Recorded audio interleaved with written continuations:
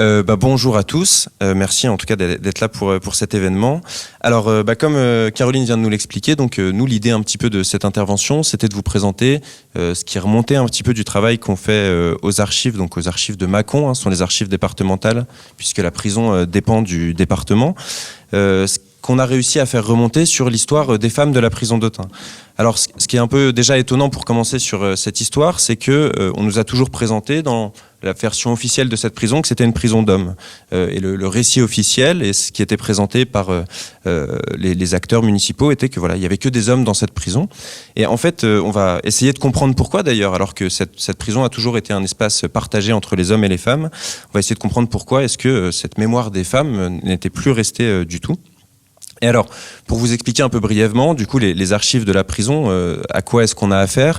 C'est différents types de documents. Ça va des archives, disons, administratives, qui vont être l'organisation interne de la prison, la manière dont elle a été pensée, des plans d'architectes, au type de conception qui va être fait, les échanges qu'il y a entre la sous-préfecture, le ministère de l'Intérieur pour la conception de la prison. Et puis on va avoir une autre partie des archives, ce qu'on pourrait appeler les archives internes de la prison, qui sont beaucoup plus relatives à son fonctionnement. Et donc on va retrouver là notamment, et c'est une des plus, disons la masse documentaire la plus importante qu'on ait, c'est ça, ce sont des registres d'écrou, c'est-à-dire lorsqu'un prisonnier est envoyé en prison, il se présente au greffe de la prison, il doit décliner son identité. On note notamment chacun de ses vêtements, sa date d'entrée, puis sa date de sortie, et également des renseignements anthropométriques sur les mesures de son visage et ce genre d'informations et évidemment son motif d'inculpation. Et donc par là, on va voir toutes les personnes qui ont été enregistrées et qui sont donc passées dans cette prison. Ce qu'on va retrouver aussi, ce sont les registres disciplinaires. On va en parler un petit peu plus précisément, mais donc il faut savoir que dans la prison, comme à l'école ou comme dans la fonction publique, il y a un pouvoir disciplinaire, c'est-à-dire c'est la prison dans la prison, c'est la manière dont on va punir les prisonniers pour leur comportement et pour tout un tas de raisons. Et ça, il nous reste quelques traces de ça. On a certains rapports qui ont été édités par l'administration, par le gardien, et on a aussi donc un registre général qui répertorie toutes les punitions. Et finalement, c'est des sources assez rares, puisque c'est les seules sources par lesquelles on peut voir un peu comment les prisonniers et les prisonnières en l'occurrence, habitaient réellement la prison, et sortir aussi de tout ce que les conceptions d'un architecte nous disent, en fait. Et c'est souvent très limité, c'est-à-dire entre ce qu'un architecte va projeter en termes de projet, et la manière dont il va être habité, et la manière dont les gens vont s'approprier l'espace, rentrer en résistance face aux autorités qui y sont instituées. C'est beaucoup plus épars, en fait, dans les archives, et c'est un peu toute la question aussi de la patrimonialisation de cette prison, c'est que le discours qui existe aujourd'hui sur cette prison est très axé sur un projet architectural, comme si finalement on faisait des prisons sans qu'il n'y ait jamais personne qui soit à l'intérieur. Et nous, l'idée de déprisonner, c'est vraiment de partir de l'autre prisme et de partir autant que possible des prisonniers et des traces qu'on en a pour comprendre la prison, et non pas de la manière dont les gens ont pensé verticalement ce projet carcéral. Alors pour vous présenter un peu brièvement la prison d'Autun, il faut savoir donc qu'elle elle a été conçue dans les années 1840, construite et livrée en 1857, et elle va définitivement être fermée en 1955. Donc elle va durer pendant un siècle environ. Il y avait déjà une prison à Autun, mais elle était dans les sous-sols du tribunal. C'était des dépôts collectifs. Il y avait un dépôt pour les hommes, un dépôt pour les femmes, mais c'était pas du tout une prison cellulaire. Et c'est ce qui va être la nouveauté de ce projet, c'est que l'architecte, et il l'invente pas tout seul, c'est une circulaire en fait du ministère de l'Intérieur de l'époque, la circulaire du Châtel de 1841, qui va donner, disons, une manière de construire les prisons départementales. Et ce que va prévoir du Châtel, c'est de faire de ces prisons des lieux où l'organisation générale doit être fondée sur la cellule, c'est-à-dire sur l'isolement en fait individuel des prisonniers dans des cellules individuelles. Alors on va voir très vite que en fait, les cellules ne seront jamais individuelles, et c'est des problématiques qu'on retrouve aujourd'hui. La surpopulation carcérale existe depuis qu'on a inventé les prisons. En fait, il y a toujours eu plus de monde en prison que ce qui était prévu, ce qui fait qu'il n'y a jamais eu de forme d'encellulement individuel, bien que, et c'est ce qu'on va pouvoir voir, l'isolement des corps et des individus va être un moyen très fort de l'administration pénitentiaire pour faire pression et pour faire céder les individus enfermés et les prisonniers. Il s'agit donc d'une prison tout à fait circulaire, hein, elle est toute ronde pour ceux qui la connaissent pas, et elle est fondée sur un modèle qui a été pensé à la base par un philosophe qui s'appelle Jeremy Bentham de la fin du XVIIIe siècle, qui est le modèle panoptique, c'est-à-dire un modèle parfaitement circulaire dans lequel le gardien peut se placer au centre de la prison, et donc d'un seul point, il est censé pouvoir pouvoir voir toutes les cellules. Donc il y avait aussi l'idée dans ces prisons-là de faire une économie des coûts et qu'un seul gardien puisse surveiller un nombre considérable de prisonniers.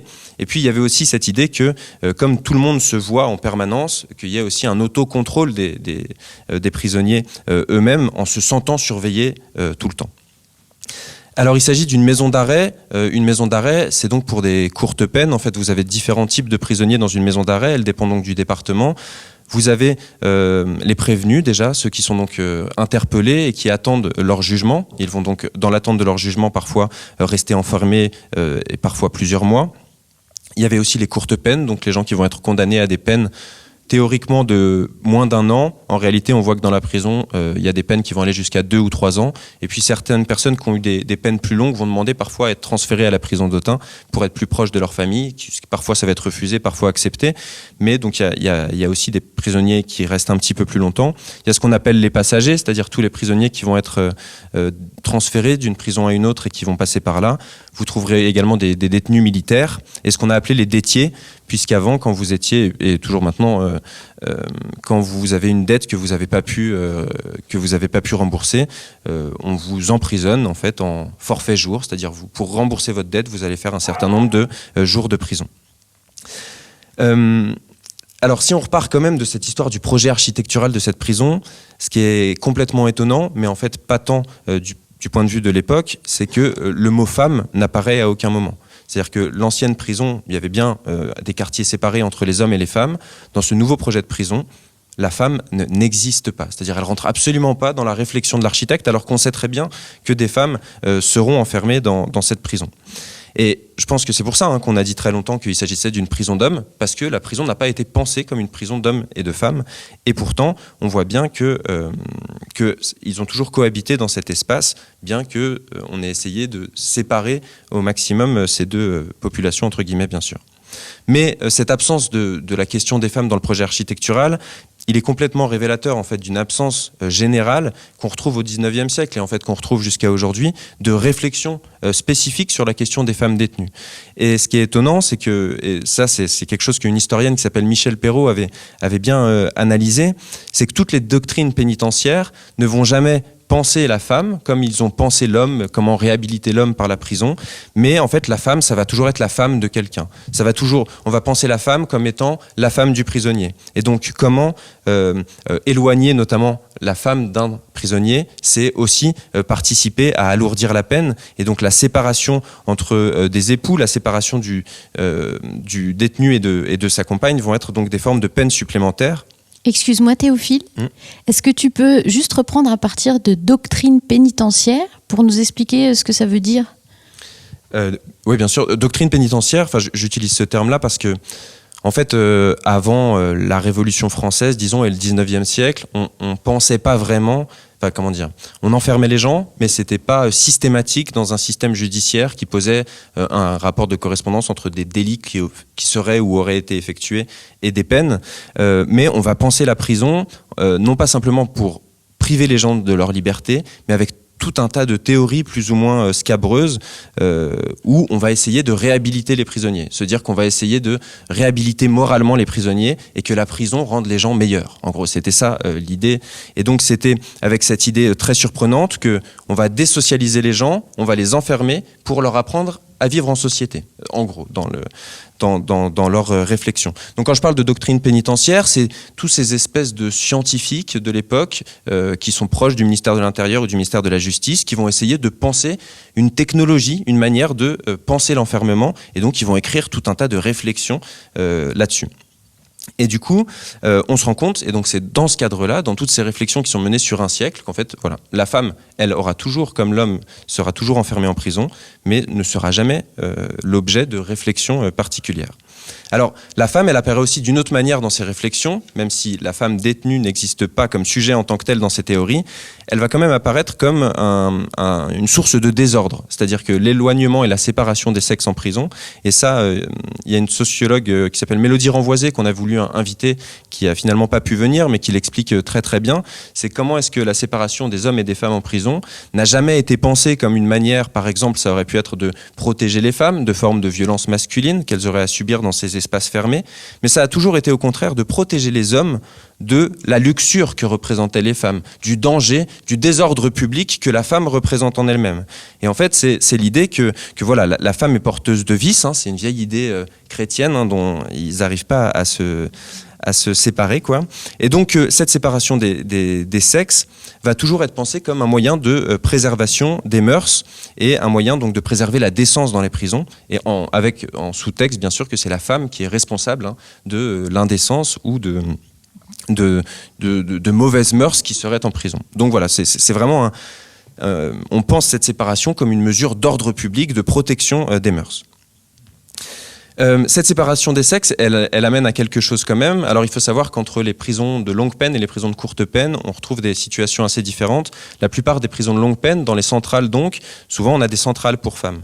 Dans les maisons d'arrêt, donc pour les courtes peines, c'est moins évident et on va retrouver plus de mélange, en tout cas. Alors, de mélange, c'est jamais mélangé à strictement parler, mais ce sont dans les mêmes bâtiments et dans les mêmes prisons qu'on va enfermer hommes et femmes. Mais il va quand même y avoir du personnel spécialisé, c'est-à-dire que ce seront toujours les matons seront toujours des femmes pour surveiller les femmes et des hommes pour surveiller les hommes. Ce qui se passe la plupart alors pardon, oui, excuse-moi. Alors il peut y avoir des femmes qui surveillent les hommes, mais il ne peut pas y avoir d'hommes qui surveillent les femmes. Et donc là, à la prison d'Autun, ce qu'on voit, et c'est une configuration qu'on retrouve dans plusieurs prisons, c'est qu'en fait, il y a un gardien-chef qui s'occupe notamment des hommes, et c'est sa femme directement qui va s'occuper des femmes. Et puis il y aura un gardien ordinaire. Et ce gardien-chef, ce gardien ordinaire, et donc le gardien-chef et sa femme vont habiter dans la prison. Et dans le cas de la prison d'Autun, c'est un petit bâtiment en fait par lequel on rentre. Vous avez le greffier, des sanitaires, et puis les appartements des gardiens, qui sont faits que depuis leur fenêtre de chez eux, ils peuvent surveiller bien entendu les préaux. Et donc voilà, la surveillance ne s'arrête jamais. Alors. Concernant justement l'organisation de l'espace carcéral, ce qu'on voit, c'est que même s'il n'est pas pensé, on voit dans les plans qui sont organisés qu'il y a une séparation qui est faite. Alors ce qu'il faut voir avec la prison d'Autun, c'est que c'est une unité circulaire, hein, c'est un cercle sur lequel sont desservis 3 étages de cellules. Et donc il n'y a pas de bâtiment différent, il n'y a qu'un seul bâtiment unique. Donc même si on va séparer, on ne mettra jamais en cellule, théoriquement en tout cas, et puis j'ai pas de trace que ça a été fait, mais des hommes et des femmes. Par contre, il y a un vis-à-vis permanent, c'est-à-dire que les femmes voient les hommes dans les cellules d'en face et dans les cellules des niveaux supérieurs. Il y a une visibilité directe. Les traces qu'on en a, c'est que visiblement, il y aurait eu en gros la moitié des cellules du rez-de-chaussée, du côté gauche quand on rentre, qui étaient occupées par des femmes. Et il y avait aussi, il y avait des promenades qui ont été organisées, qui ont été conçues par l'architecte tout en haut du bâtiment, mais qui n'ont jamais été utilisées pour tout un tas de raisons sur lesquelles je ne reviendrai pas ici. Mais ce qui fait qu'on a organisé des préaux et des zones de promenade à l'extérieur, dans lesquelles il y avait également des ateliers de travail, on va y revenir. Et donc, il y avait un préau pour les hommes, un préau pour les femmes, qui étaient séparés par un mur et par lequel on accédait par une grille depuis la maison donc, du gardien.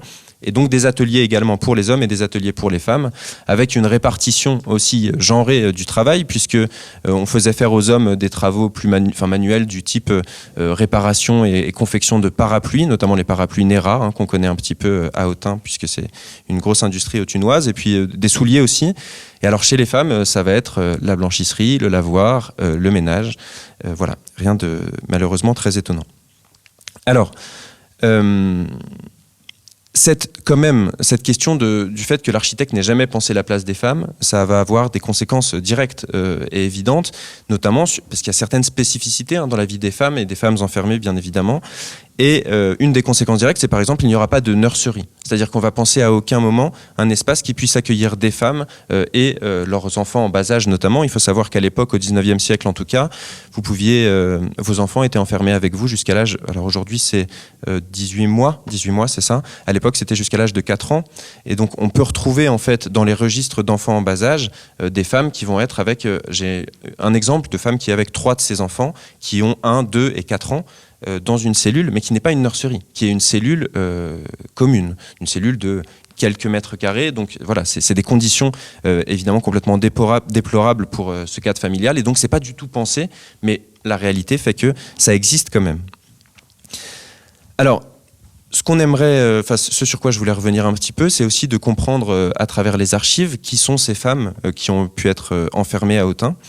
Et quel type, en fait, pour quelles raisons est-ce qu'elles se retrouvent là, et quel type donc d'illégalisme, c'est-à-dire par quel type de transgression de la norme ou de la loi on va se retrouver à enfermer un certain nombre de femmes. On peut retrouver des illégalismes à différents niveaux, des illégalismes qu'on pourrait qualifier de spécifiquement féminins, dans le sens où ils ne concerneraient que les femmes, et c'est notamment tout ce qui va concerner le contrôle du corps des femmes. Et ça, on va le retrouver par beaucoup d'histoires de femmes qui vont être enfermées pour des faits d'avortement, quand l'avortement était illégal et pénalisé, puisqu'il a été jusqu'à être réprimé par la peine de mort, il faut le rappeler, sous le régime de Vichy. Mais aussi tout un tas de modes de contrôle des activités de prostitution, où la police va utiliser de la prison de l'espace carcéral pour avoir du contrôle sur ces femmes qui se prostituaient. Donc ça, c'est vraiment un enjeu important. Et puis également pour tout un tas d'histoires aussi d'infanticide qui étaient fréquents et qui sont parfois pas très. Il est parfois difficile de distinguer les faits d'avortement des faits d'infanticide, mais voilà. En tout cas, il y a ce type d'illégalisme-là.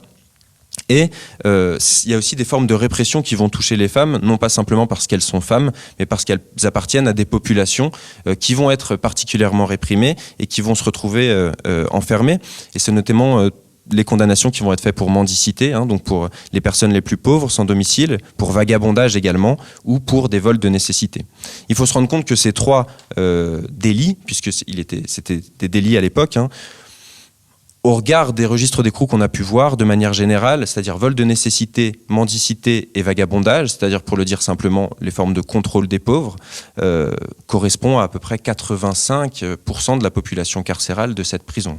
Donc on est très loin de toutes les représentations qu'on a de la criminalité, c'est pas du tout ça qui se joue, et c'est très flagrant à la lecture de tous ces registres d'écrou.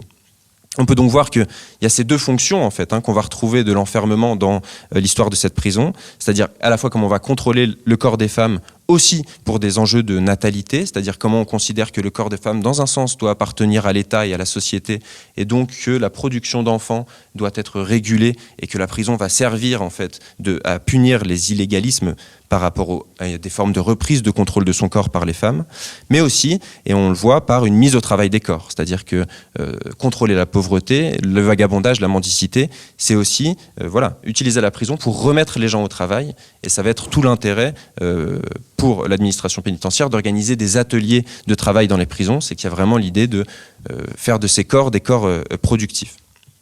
Alors, parfois aussi, on va retrouver l'enfermement de femmes pour des violences, et c'est des faits de violence vraiment qui, pour la plupart du temps, et c'est sans exagération, sont en fait des violences en réponse à des formes de domination masculine. On va le retrouver dans des femmes qui vont tomber enceintes, par exemple, et dont l'homme qui les a mises enceintes va refuser de se marier, et donc elle sait que ça va avoir des conséquences sur toute sa vie, et voilà, il y a eu des scènes de vengeance, et on en reparlera peut-être plus précisément demain. Parfois aussi des assassinats qui peuvent être liés à des formes d'autodéfense ou de réponse à des violences masculines directes, des viols ou des violences conjugales. Alors on retrouve aussi, de manière assez étonnante, je ne sais pas, en tout cas je ne sais pas trop quoi en dire, mais un nombre assez significatif de femmes qui vont être enfermées pour des outrages à agents et à magistrats. C'était un motif qu'on retrouve de manière récurrente, en tout cas dans les registres d'écrou.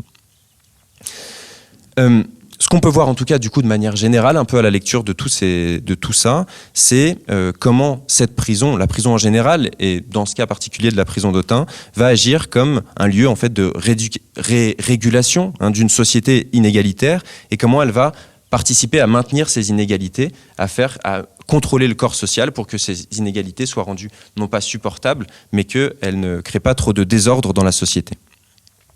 Alors comme je vous le disais, elle a été faite, cette prison, sur donc, le modèle panoptique, sur une prison tout à fait centrale, qui était donc fondée sur un pouvoir de surveillance par l'architecture centrale, circulaire de la prison et par cette idée d'autocontrôle des corps. Alors l'autocontrôle des corps, ça renvoie un peu, il y a un philosophe qui s'appelle Michel Foucault, qui a beaucoup travaillé sur la prison, notamment dans un livre qui s'appelle Surveiller et punir, dans lequel il travaille justement sur ce modèle panoptique. Alors, modèle panoptique, c'est pas un modèle général des prisons, puisque a priori la prison d'Autun, en France en tout cas, serait un des seuls exemples d'une prison faite de cette manière parfaitement circulaire. Mais ce qui se joue, c'est vraiment, et dans ces prisons cellulaires, c'est de séparer les corps entre eux, même si c'est ce que je vous disais, en fait, à l'épreuve des faits, les gens vont être enfermés à plusieurs dans les cellules, donc ça ne sera pas une séparation stricte, mais on sépare les corps, on sépare les individus pour qu'ils se retrouvent face à eux-mêmes et que finalement le seul face-à-face qu'ils aient depuis leur cellule, c'est soit le gardien au centre de cette tour au milieu qui les surveille, soit le prêtre ou l'aumônier qui vient faire la messe. Et donc c'est leur représenter une autorité, et donc ils doivent rentrer en dialogue avec ces autorités absolues que doivent représenter le gardien et le prêtre, et par là, ils vont donc devenir des gens meilleurs. Alors, ce concept de discipline, ça amène à un usage de l'institution qui revient donc à normaliser l'usage des corps. C'est ce que je disais dans le fait de mettre au travail. Normaliser, ça veut dire plein de choses, mais ça veut dire en fait, on a une attente que ces corps agissent d'une certaine manière, et la société ou l'État va développer des technologies dont le panoptisme va participer justement à dresser les corps des prisonniers. Dresser les corps et dresser les conduites, et donc cette surveillance permanente, c'est aussi donc et un pouvoir de surveillance qui n'est pas juste un pouvoir de surveillance, qui est aussi un pouvoir de sanction, c'est-à-dire là où les corps ou les conduites seraient déviantes, il y a un pouvoir de l'autorité carcérale pour punir à l'intérieur de la prison et donc agir encore dans cet espace de privation de liberté. Alors en fait, cette histoire de dressage des corps, ça reste un regard très théorique en fait, où les personnes qu'on emprisonne, l'administration pénitentiaire ou les théories pénales vont vraiment les penser comme des objets réformables. C'est une forme, on pourrait parler d'ingénierie sociale, c'est-à-dire comment on va essayer de transformer les gens, en fait en les déshumanisant complètement, en les réifiant, c'est-à-dire en leur donnant le statut d'objet qu'on peut modeler en fonction des valeurs qu'une société semble promouvoir. Mais en fait, cette vision très théorique, elle ne tient pas quand, justement, on essaie de regarder cette histoire-là du point de vue des prisonniers ou des prisonnières, parce qu'en fait, c'est pas parce qu'on déshumanise les gens qu'ils cessent d'être des humains. On peut faire tout ce qu'on veut, mais voilà, c'est des sujets qui continuent à agir, qui continuent à résister, et de rester justement de ce point de vue théorique, ça permet pas du tout de comprendre ce qui va se jouer de leur point de vue, dans toutes ces petites formes quotidiennes en fait de résistance à cette injonction, à cette autorité carcérale, de résistance, de détournement, parfois d'affaiblissement, comme ils le peuvent en fait de cette autorité qui continuellement se joue sur eux par la surveillance et la sanction. Alors, le problème quand on travaille sur les prisons, je veux dire d'un point de vue historique, c'est qu'en fait, et c'est un problème plus général, c'est que la trace qu'on a des gens, c'est une trace qui vient toujours de l'administration pénitentiaire. Et donc c'est toujours un regard. C'est pas la réalité qui se joue dans les archives, c'est un regard qui est porté, les traces qu'on a d'un regard qui est porté d'une administration sur les prisonniers eux-mêmes, mais du coup de leur point de vue à eux.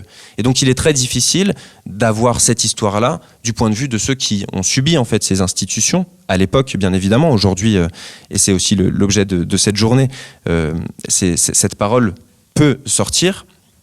Et donc, on voudrait maintenant essayer de vous présenter les petites traces qu'on a réussi à trouver. Et parmi ces petites traces, en fait, c'est notamment les registres disciplinaires, ce que je vous expliquais tout à l'heure, quand donc l'administration va sanctionner les prisonnières ou les prisonniers. Ce sont des formes de sanctions qui vont aller à l'époque de la privation de nourriture, ou on va punir les prisonniers à manger du pain sec pendant plusieurs jours. Ça peut être l'encellulement, puisque même si les prisonniers sont enfermés dans des cellules individuelles, en fait, la journée, on les envoie à des activités que je présentais tout à l'heure, donc ils ne sont pas 24 heures sur 24 dans leur cellule. Par contre, ça peut être une punition, c'est-à-dire ils ne pourront plus sortir de leur cellule pendant une durée posée par l'administration. Ça peut être également l'isolement, c'est-à-dire que là, ils sont mis seuls dans leur cellule et ils resteront seuls et ils ne pourront pas communiquer d'une manière ou d'une autre avec les autres détenus. Et ça va jusque donc à l'isolement dans les quartiers. Enfin, il n'y avait pas de quartier d'isolement puisque c'est une toute petite prison, mais il y avait au sous-sol de cette prison, à côté de la chaudière à charbon, donc ce qu'on appelait le mitard ou le cachot, qui est donc l'endroit où on enfermait les prisonniers et on les privait là de toute, à la fois de lumière et puis de toute capacité de communication avec le reste de la prison. Alors, ce que je vous propose, c'est que je pense qu'il m'a semblé que la meilleure manière de restituer un petit peu ça, c'était de vous lire des archives et donc de voir ce que l'on peut voir en lisant ces archives, de se confronter aussi à la froideur du jugement administratif, du jugement de ces surveillants, à la manière aussi dont ils vont porter tout un tas de jugements moraux sur les prisonnières. Et je trouve que c'est important de relayer ces mots-là pour se rendre compte aussi de ces types de violences. Et en fait, j'ai proposé à Arthur et Caroline qui soient là de lire ces registres. Il y en a quelques-uns. Ce sont des petites notices individuelles, hein, comme dans un carnet de correspondance, quoi. On a ce qui s'est passé, à quelle heure, les faits, et puis la sanction appropriée. Enfin appropriée, qui est posée par l'administration, pas appropriée. Et donc le premier des exemples dont je voulais vous parler, c'est justement, on parlait de cette idée de mise au travail, comment mettre au travail des populations jugées déviantes par l'administration, par quoi ça va passer, et qu'est-ce qui se passe notamment dans les ateliers. Donc, je vous propose qu'on lise ce rapport du 22 mars 1926. Lieu, atelier des femmes. Paresse au travail et gaspillage de matières premières. Ne tient aucun compte des observations qui lui sont faites. Veut toujours avoir raison. Condamnée à 2 mois et 15 jours de prison pour vol. Récidiviste, paresseuse par nature, mérite 2 jours de cellules de punition pour gaspillage de matières premières et réponse inconvenante aux observations qui lui ont été faites. Ne reste dans la cellule de punition que pendant la journée, couche dans son lit la nuit. Donc là, on peut voir notamment le type de jugement qui peut être porté, paresseuse par nature. Alors on voit bien comment est-ce qu'on va infantiliser ces prisonnières, comment on va se permettre des jugements, qu'on soit privé de liberté, qu'on veuille ou pas travailler. Vous voyez comment c'est complètement moralisé et ça va participer à construire justement et à déshumaniser ces femmes enfermées. Alors l'autre chose, donc il y a cette question de la mise au travail dont on a parlé. L'autre chose, ce sur quoi va jouer l'administration pénitentiaire, c'est la capacité de communication entre les détenus. Alors déjà, ce qu'on peut voir, et là c'est ces traces-là dont on voudrait vous parler, c'est la manière dont on voit des traces de tentatives de communication entre les hommes et les femmes, puisque comme je vous l'expliquais, ils n'étaient jamais censés se croiser. Pourtant, il n'y avait qu'un mur qui les séparait entre les préaux, et donc il y a eu des tentatives de communication qui ont pu être réprimées, et c'est de ça dont il s'agit maintenant. 31 mai 1898. Madame Marc, condamnée. 4 jours de cellule pour avoir cherché à parler aux hommes étant dans le préau. Rapport du 22 novembre 1921. 22 novembre 1921, Marie Sebise, Jeanne Pell, Marguerite Sifournay, Joséphine Laborie, Marie Lamal. Atelier des femmes. Les 4 premières ont essayé de communiquer avec des hommes détenus pour la même affaire avec la complicité de la nommée Lamal. Fille soumise, habituée des prisons, indisciplinée. Je demande une peine de 6 jours de pain sec pour chacune. Rapport du 2 novembre 1921. Eugénie Graffion, 21 ans, a cherché à communiquer avec son frère, Jean Graffion. L'a interpellé à haute voix vers les 9h du soir, a recommencé le matin vers 5h, a prétendu pour excuse qu'elle était malade, mauvaise détenue, a déjà été l'objet de plusieurs réprimandes de la part de la surveillante. Je demande à monsieur le directeur une punition de 8 jours de cellule. Donc là, vous voyez, on retrouve en fait continuellement, alors quand on n'a que le registre, on voit juste les faits et les punitions qui sont proposées. Quand on peut avoir ces notices individuelles, en fait là on voit vraiment les surveillants qui vont écrire les faits et qui vont donc vraiment porter ces jugements sur les prisonniers. Là vous entendez par exemple le terme de fille soumise. Fille soumise en fait ça a l'air d'être un jugement moral et ça l'est dans un sens, mais c'était une catégorie administrative pour parler des prostituées qui étaient fichées, immatriculées par les services de police. Puisqu'il faut savoir que la prostitution en tant que telle n'était pas interdite, mais si elle n'était pas interdite, elle était très strictement contrôlée. Et donc, pour avoir le droit au 19e siècle de pratiquer la prostitution, il fallait avoir une fiche spéciale auprès des services de police. Donc voilà, là ce qu'on retrouve dans ces registres, c'est vraiment différentes formes de communication entre les hommes et les femmes, entre un frère et sa sœur qui sont enfermés en même temps, et comment juste le fait de vouloir communiquer, en fait, quel que soit le motif. Alors là, on va dire, oui, ils sont dans la même affaire, donc c'est sans doute pour essayer de... En fait, peu importe, on voit juste que c'est l'acte de communication qui est puni en lui-même. Entre les hommes et les femmes, c'est une évidence, mais ce qu'on peut retrouver aussi, et c'est de ça dont on voudrait parler maintenant, c'est que la communication entre les détenues elles-mêmes, entre les femmes elles-mêmes, parfois dans la même cellule, pouvait être punie. Rapport du 24 mai 1915. Courrier Rosalie. Signalé pour, malgré les avertissements, avoir persisté à appeler à haute voix ses codétenus. Et réponse inconvenante à la surveillante. Prévenu de filouterie, âgé de 30 ans, récidiviste relégable, tempérament extrêmement violent et frondeur. Déjà puni et placé à l'isolement par mesure d'ordre. Lui faisant, en compagnie de la surveillante, une observation au sujet de sa persistante mauvaise conduite, balancé à la figure l'eau qui était dans sa gamelle en me traitant de cochon. D'ailleurs, rien de bon à attendre de cette femme qui est de plus en plus dangereuse.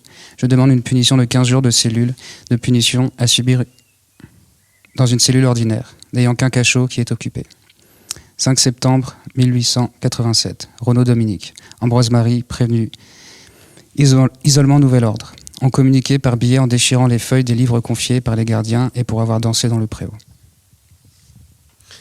Donc voilà, je vais pas trop commenter. Je crois que les mots parlent d'eux-mêmes. Mais donc c'est vraiment cette idée-là, quoi, que le fait de communiquer, le fait de vouloir parler entre détenus, en fait suffit, puisqu'il faut savoir que dans le règlement intérieur de la prison, il était exigé un silence absolu dans la prison. Évidemment, c'était jamais le cas. Mais qu'est-ce que ça faisait ? On sait jamais que le silence dans une prison où il y a peut-être entre 40 et 80 détenus, elle sera jamais silencieuse. Mais ça donne toute la liberté à l'administration de pouvoir punir, quand ils le souhaitent, en fait, les prisonnières, si ils ne font aux prisonniers, s'ils ne font que s'exprimer ou crier, chanter, danser, parler, chuchoter. Voilà, c'est en fait donner tout pouvoir à ce couple de gardiens et aux gardiens ordinaires. Ce qui se joue aussi, et on en parlait un petit peu, c'est la question du contrôle des corps. Et on parlait lors de la discussion hier à la bricole de la violence que pouvaient représenter les fouilles, notamment dans l'espace carcéral, hein, les fouilles à nu, les fouilles des corps. Et donc c'est aussi de ça dont parlent ces registres. 13 juin 1890, Valérie Ambroise, prévenue. Isolement, nouvel ordre, 8 jours d'encellulement. Refus d'aller se coucher. Rébellion, insulte, voix de fait sur le gardien-chef et la surveillante. Rapport du 18 septembre 1918.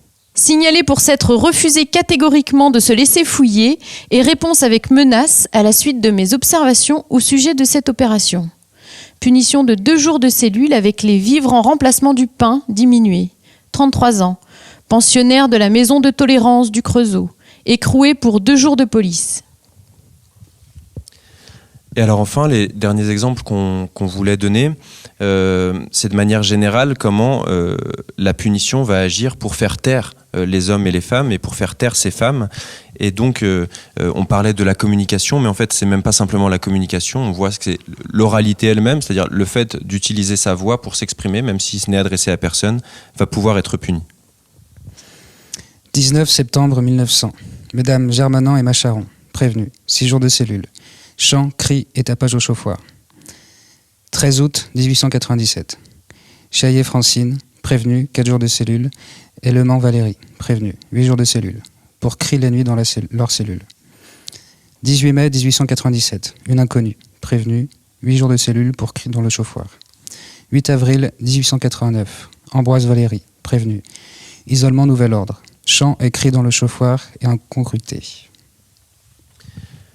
Alors, ce qu'on voit aussi, hein, c'est donc les termes qui vont être utilisés dans ces rapports. Par exemple, paroles inconvenantes. C'est-à-dire qu'il ne s'agit même pas de menaces, d'insultes. Il s'agit des paroles qui ne conviennent pas à la surveillante. Et donc, cela suffit à pouvoir punir les prisonnières. Paroles inconvenantes ou incongruité. C'est incongru. Pour ça, comme c'est incongru, on va vous mettre au régime du pain sec pendant 8 jours ou à l'isolement. Vous voyez, c'était pour un peu illustrer le type, en fait, de la manière dont le pouvoir qui s'exerce en prison est très lié aussi aux personnes qui l'exercent et à leur propre arbitraire. Alors, je vous disais tout à l'heure qu'on a peu de traces, parce que là, encore une fois, ce qu'on a ici, c'est les jugements qui sont portés par l'administration sur ces prisonnières et ce ne sont pas l'expression de ces prisonnières elles-mêmes. Alors, ce qu'on espère avoir quand on mène ces recherches, c'est d'avoir des écrits, quelque chose, des formes où les femmes emprisonnées s'expriment, où on a des traces de leurs récits, de leurs paroles.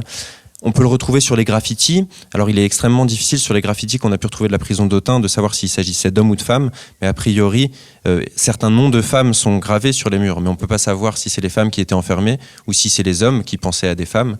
Enfin voilà, donc c'est difficile. Par contre, j'aimerais juste vous présenter une source qu'on a pu retrouver dans ces registres disciplinaires notamment.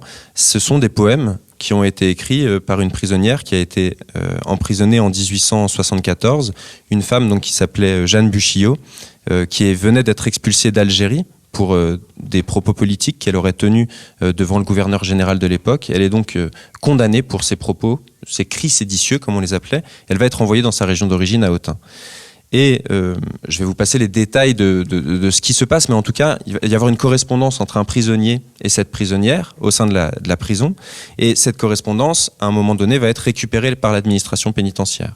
On n'a pas les lettres qui sont écrites par Jeanne Buchillot, mais on a les lettres qui sont écrites par l'homme avec qui elle échange, qui est la cellule juste au-dessus d'elle. Et on a en fait les poèmes qu'elle écrivait dans cette prison. Donc, je voulais finir du coup cette intervention en se faisant le porte-voix de ces poèmes, de ces écrits qu'elle avait écrits à ce moment-là. Et c'est plus que des poèmes, c'est-à-dire que ce n'est pas quelqu'un qui écrivait, c'est quelqu'un qui déclamait de la poésie du soir au matin. Et je peux vous assurer que vu comment en parlent les surveillants, elle a dû leur en faire voir de toutes les couleurs. Je crois qu'elle ne s'arrêtait jamais de déclamer de la poésie. Et comme cette prison est toute ronde, on l'entendait de partout. Et on l'a parfois envoyée au cachot, qui est au sous-sol, mais même du cachot avec les grilles d'aération, vous pouvez entendre, et on a essayé nous-mêmes pour voir, effectivement, du 3e étage de la prison, vous pouvez entendre aisément quelqu'un chanter et crier depuis le cachot. Et du coup, voilà, ça nous a semblé important de réciter ces mots. Et je voulais que ce soit Théo qui est ici, puisque on a travaillé sur ces poèmes avec Théo. En fait, il faut vous dire que des écritures manuscrites dans les archives, c'est très difficile à retranscrire, à lire. Mais alors ce qui a été écrit en prison dans des conditions a priori tout à fait précaires. D'ailleurs, l'inspecteur des prisons le dit, il a regretté beaucoup de lui avoir donné du papier et du crayon parce que du coup, elle a pu écrire sa poésie et continuer à en inventer toujours durant toute sa détention, quoi, et continuer à la chanter. Et donc, Théo a passé beaucoup de temps à essayer de déchiffrer comme des hiéroglyphes ces petits manuscrits. Et donc, il va nous lire le poème de cette femme qui se fait donc appeler la meunière d'Aumale, la ville dont elle venait en Algérie. Et elle était fils de meunier, donc la meunière. Et donc, c'est son nom de poétesse, la meunière d'Aumale. Bon, je vais pas crier aussi bien qu'elle, je pense, mais... Donc, meunière d'Aumale, Algérie. À me voir parcourir sans trêve ni souci les rues de notre ville, on m'a dit grand merci. Je sais qu'en bien des lieux, la critique indécente a dénigré mes vers ou mes actes pareils. Mais semblable à l'éclair qui fend le firmament, ma voix s'élève vive et d'un mot me défend. Un geste me suffit sur le fourbe hypocrite pour montrer l'odieux du crime qu'il médite. Il se retire honteux, démasqué et confus, la vérité qui, lui, le renvoie tout perclus. Seul, dans maints endroits, entouré de la foule, j'ai toujours réussi à démunir la houle, qui parfois, en grondant, menaçait mon courage. Je n'ai jamais failli, j'ai su braver l'orage. Que de fois échappé à de vils guet-apens, n'ai-je pas en public fléchi d'indignes gens, dont les cris excités par d'injustes propos cherchaient à me plonger dans de sombres cachots. Mais si j'ai jusqu'ici réussi à me faire un allié puissant dans la classe ouvrière, j'espère que toujours son cœur me restera. J'en ai le ferme espoir, lui seul me restera.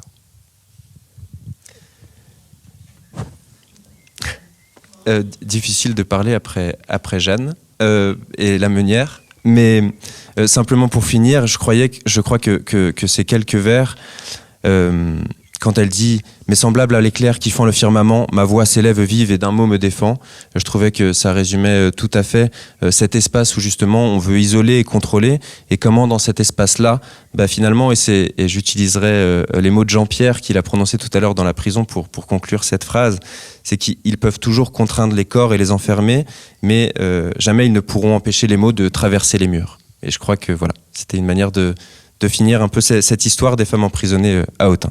Je vous remercie.